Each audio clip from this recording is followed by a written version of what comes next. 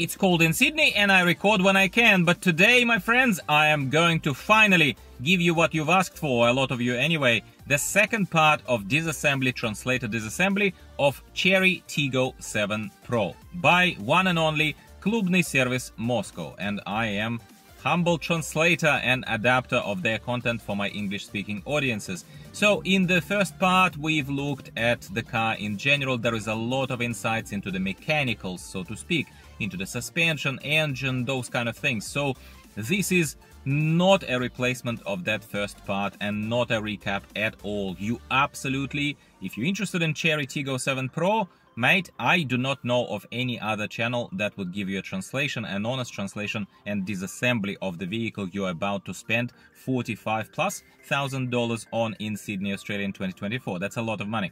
So in this video we are following from that one, from the first half, and in all honesty, it's not really a half. It's more like 1/3 of that original content is remaining. So this is not a massively long content awaiting you, so please curb your expectations. But fair is fair, I need to show you what this car is made of on the inside. So today, Ilya and his team are going to lift the car, take the stuff outside of the vehicle, like outside of the interior of the vehicle, and show to you, I don't know, the welding seams, the quality of the materials inside in terms of what they've taken out, that kind of stuff.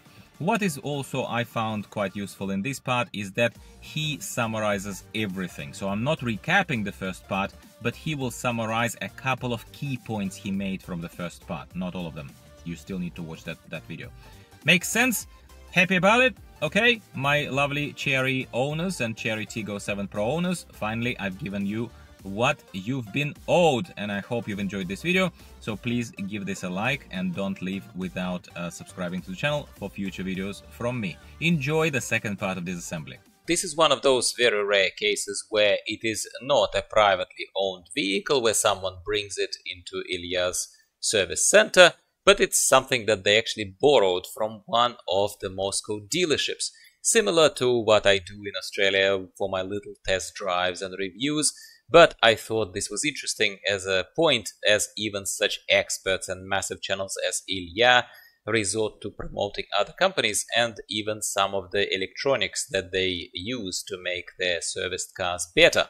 I don't know about you, but I'm personally pleased. So let's take a look at what Ilya says no one has seen yet. Of course, please keep in mind that this is from a 3-year-old video at the moment of recording this translation. Briefly, we will take a look at the corrosion, if there is any, aka rusting of cars that happens very badly in the Russian weather conditions, as we've discussed very recently in another video. But we see that there is actually no corrosion in this case on the doors, only with the original factory anti-corrosion application, very scarce and very kind of slim application of that anti-corrosion spray, not even something that Ilya's company does aftermarket. So that's very good news, I would say. They have disassembled the whole interior, taken away all the plastic, all the innards, so to speak, including this boot area where Ilya is standing, which revealed some examples of fairly low quality welding, the dotted welding with those kind of spots of welding on the seams, like they look kind of like some kind of clumps of welded steel coming together, rather than where we would expect the whole end-to-end welding seam that would follow the whole juncture of both panels along the edge. I'm sure you know what I mean.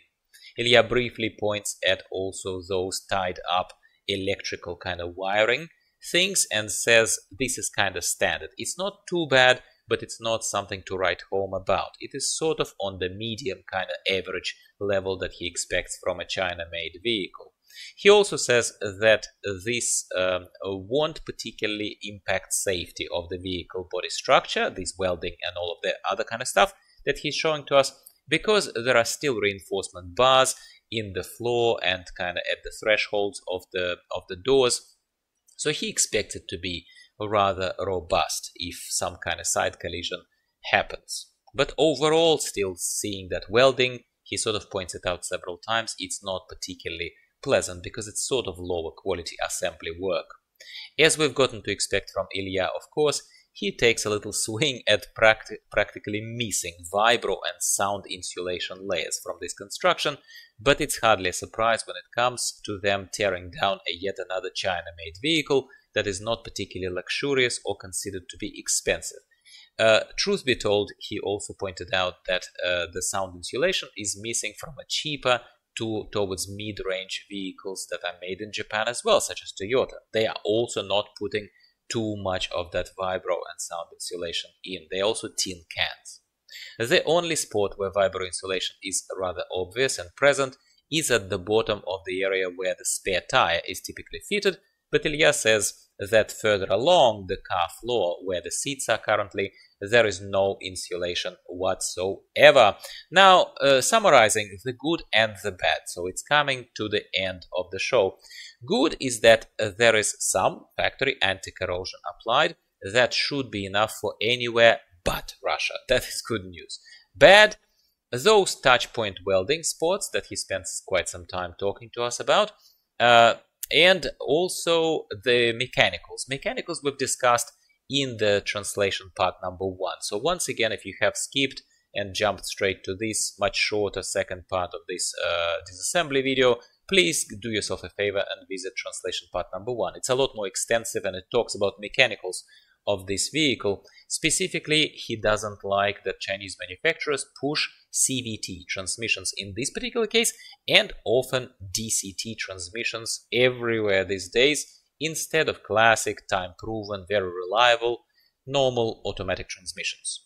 He says that out of the two evils, he would always choose the lesser one, of course, which in this case is this CVT. He is always bashing dual clutch DCT, and I personally, from my humble experience of driving DCT cars, I also agree with him. I don't like DCT. Another good thing that he points out is that while the engine of the car is not massive, its main cylinder block is made of cast iron, according to him, which makes it a classically trained auto mechanic think that it will last you longer, should you choose to not replace this car after 3 to 5 years of ownership and drive it into the ground. That's very, very good.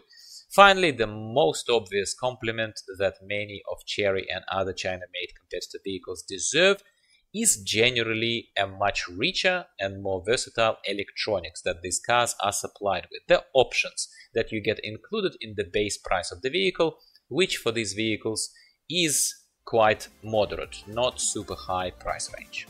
And this is it, my friends. Do you agree with Ilya's conclusions? Do you disagree? What do you think? Let me know in the comments down below. So once again, I hope that you have enjoyed this. Please give the video a like, subscribe to the channel if you haven't already, because there is a lot more where this came from. Thank you for watching. Goodbye for now.